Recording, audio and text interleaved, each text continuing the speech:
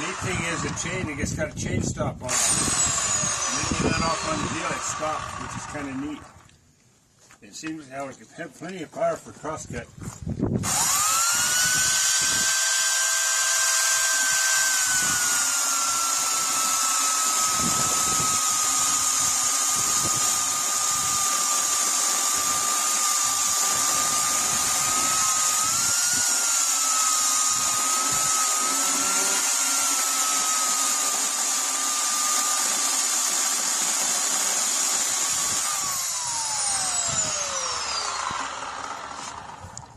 Seems like for electric saw, a chainsaw's got a lot of power, really good power.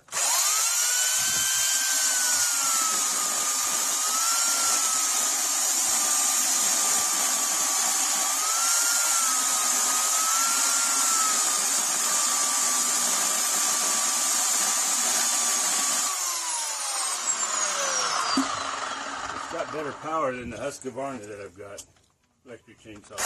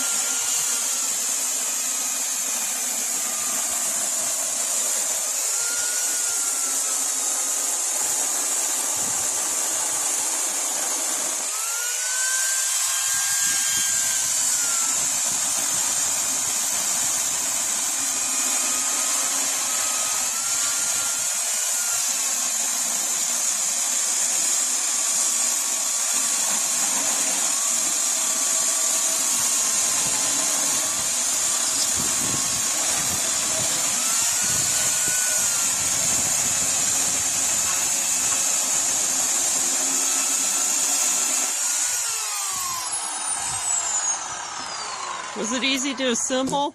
Pardon? Was it easy to assemble? Yeah, it just took, you had to put the blade on, so. Yeah, it's got a good lot of power.